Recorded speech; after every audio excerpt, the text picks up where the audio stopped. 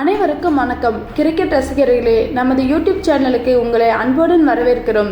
இன்று நாம் ஒரு மிக முக்கியமான மற்றும் பரபரப்பான கிரிக்கெட் செய்தியை பற்றி விரிவாகவும் ஆழமாகவும் பார்க்க போகிறோம்.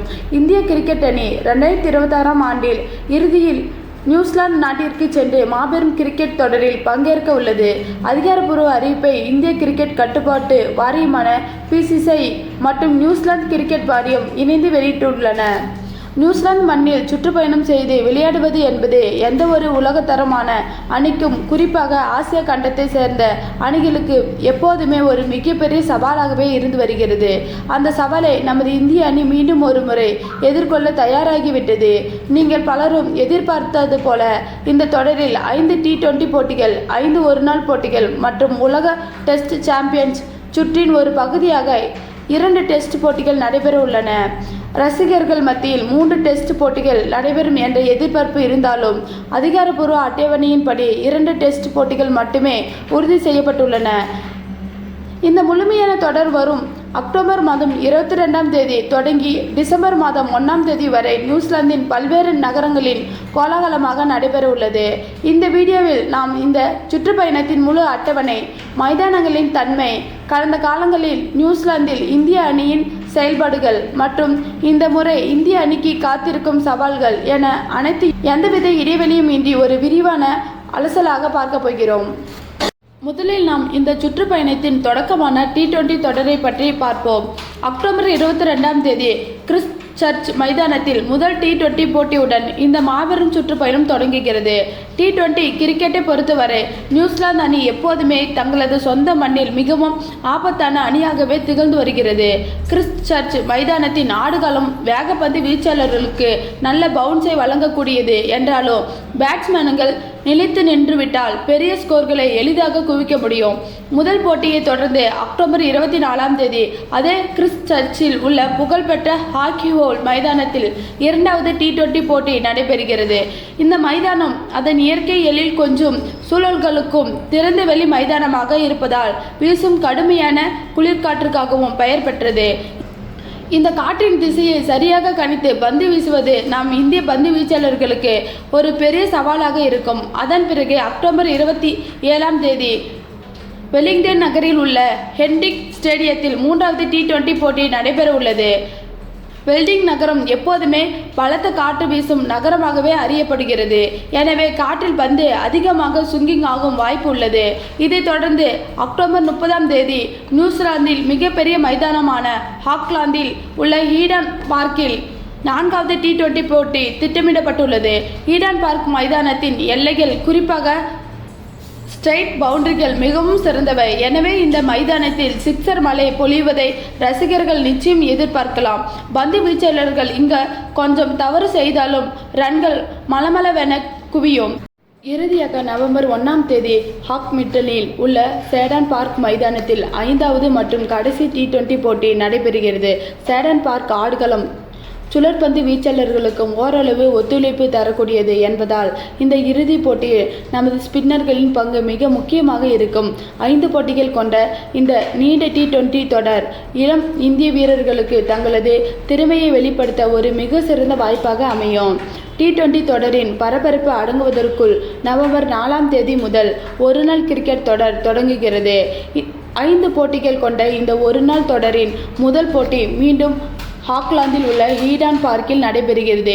T20 போட்டியைப் போலவே ஒருநாள் போட்டியிலும் இங்கு ரன் குவிப்பு அதிகமாக இருக்கும் என எதிர்பார்க்கலாம். அடுத்ததாக நவம்பர் 7ஆம் தேதி வெலிங்டனில் 2வது ஒருநாள் போட்டியும், நவம்பர் 10ஆம் தேதி ஹாக்மிட்டலில் 3வது ஒருநாள் போட்டியும் நடைபெற உள்ளன. ஒருநாள் கிரிக்கெட்டை பொறுத்தவரை நியூசிலாந்து ஆடுகளங்கள் ஆரம்ப கட்டத்தில் வேகப்பந்து வீச்சாளர்களின் ஆதிக்கம் அதிகமாக இருக்கும். புதிய பந்து 2 முனைகளிலும் பயன்படுத்தப்படுவதால் முதல் 10 ஓவர்கள் பந்து நன்றாக சுங்கிங் ஆகும். அந்த கட்டத்தில் விக்கெட்களை இழக்காமல் நிதானமாக விளையாடுவது இந்திய தொடக்க வீரர்களின் முக்கிய கடமையாக இருக்கும். இந்த தொடரின் இறுதி 2 ஒருநாள் போட்டிகள் மிகவும் அழகிய மைதானமான ஹவுண்ட் மவுங்கனியில் உள்ள பே ஓவலில் நவம்பர் 13 மற்றும் நவம்பர் 15 ஆகிய தேதிகளில் நடைபெற உள்ளன. பே ஓவல் மைதானம் பேட்டிங்கிற்கு மிகவும் சாதகமான ஒரு ஆடுகளத்தை கொண்டுள்ளது. எனவே இந்த 2 போட்டிகளிலும் இந்திய அணி தங்களது பேட்டிங் பலத்தை முழுமையாக வெளிப்படுத்த வாய்ப்புள்ளது. 2027ஆம் ஆண்டு உலகக்கோப்பை தொடரை மனதில் கொண்டு இந்த 5 போட்டிகளில் கொண்ட ஒருநாள் தொடர் இந்திய அணிக்கு தங்களது அணியின் கட்டமைப்பை சரிபார்க்கவும் புதிய வீரர்களுக்கு வாய்ப்பளித்து பரிசோதிக்கவும் ஒரு மிக முக்கியமான தொடராக அமையும் என்பதில் எந்த சந்தேகமும் இல்லை. இறுதியாக இந்த சுற்றுப்பயணத்தின் மிக முக்கியமான மற்றும் சவாலான பகுதியான டெஸ்ட் தொடருக்கு வருவோம். உலக டெஸ்ட் சாம்பியன் 2025-2024 சுழற்சியில் இந்த 2 டெஸ்ட் போட்டிகளும் இடம்பெறுவதால் இதிலிருந்து கிடைக்கும் ஒவ்வொரு புள்ளியும் இரு அணிகளுக்குமே உலக டெஸ்ட் சாம்பியன் இறுதிப் போட்டியை எட்டுவதற்கு மிக முக்கியமானதாக அமையும். நவம்பர் 19ஆம் தேதி முதல் நவம்பர் 23ஆம் தேதி வரை வெலிங்டனில் உள்ள பெசின் ரிசர்வ் மைதானத்தில் முதல் டெஸ்ட் போட்டி நடைபெறுகிறது. பெசின் ரிசர்வ் மைதானம் அதன் வேகப்பந்து வீச்சுக்கும் சாதகமான ஆடுகளத்திற்கும் மிகவும் புகழ் பெற்றது. முதல் 2 நாட்களுக்கு ஆடுகளத்தில் பச்சை புற்கள் அதிகமாக இருக்கும் என்பதால் பந்து பயங்கரமாக சுங்கிங் மற்றும் சிம் ஆகும். நியூசிலாந்து வேகப்பந்து வீச்சாளர்களை இந்த மைதானத்தில் எதிர்கொள்வது என்பது பேட்ஸ்மேன்களுக்கு ஒரு அக்னி பரிசாகவே இருக்கும். முதல் டெஸ்ட் போட்டிற்கு தொடர்ந்து நவம்பர் 27ஆம் தேதி முதல் டிசம்பர் 1ஆம் தேதி வரை கிறிஸ்ட் சர்ச்சில் உள்ள ஹாக்கி ஓவல் மைதானத்தில் 2வது மற்றும் கடைசி டெஸ்ட் போட்டி நடைபெற உள்ளது. ஹாக்கி ஓவல் மைதானமும் வேகப்பந்து வீச்சுக்கு அதிக சாதகமாக இருக்கும். இந்த 2 டெஸ்ட் போட்டிகளிலும் வெற்றி பெற வேண்டுமெனால் இந்திய பேட்ஸ்மேன்கள் பந்தை மிக கவனமாக கவனித்து விளையாட வேண்டும். ஹாப் ஸ்டெம்புக்கு வெளியே செல்லும் பந்துகளை தொடுவதை தவிர்த்து பொறுமையுடன் ரன்களை சேர்க்க வேண்டும். அதேபோல நமது வேகப்பந்து வீச்சாளர்களும் நியூசிலாந்து காலநிலையை சரியாக பயன்படுத்தி கொண்டு சரியான லென்த் மற்றும் லைனில் பந்து வீசுவது அவசியமாகும். இப்போது நம் நியூசிலாந்து மண்ணில் இந்திய அணியின் கடந்த கால டெஸ்ட் வரலாற்றை சற்று திருப்பி பார்ப்போம். வரலாறு நமக்கு சொல்வது என்னவென்றால் நியூசிலாந்து மண்ணில் இந்திய அணி டெஸ்ட் போட்டிகளில் எப்போதுமே மிகவும் திணறியே வந்துள்ளது.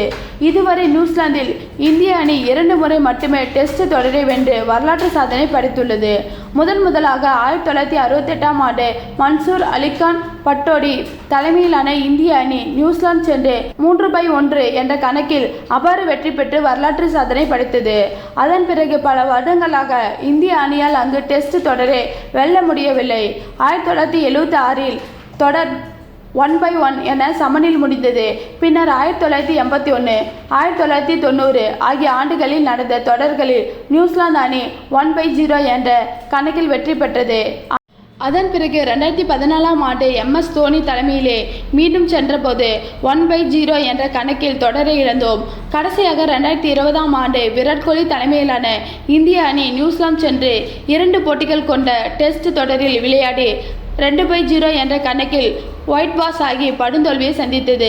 அது மட்டுமின்றி சமீபத்தில் 2023-2024 காலகட்டத்தில் இந்தியாவில் நடைபெற்ற நியூசிலாந்துக்கு எதிரான டெஸ்ட் தொடரிலும் ரோஹித் சர்மா தலைமையிலான இந்திய அணி டாம் லதம் தலைமையிலான நியூசிலாந்து அணியிடம் 3-0 என்ற கணக்கில் தங்களது சொந்த மண்ணிலே மோசமான தோல்வியை தழுவியது. இந்த தோல்வி இந்திய ரசிகர்களுக்கும் மிகப்பெரிய ஏமாற்றத்தை அளித்திருந்தது.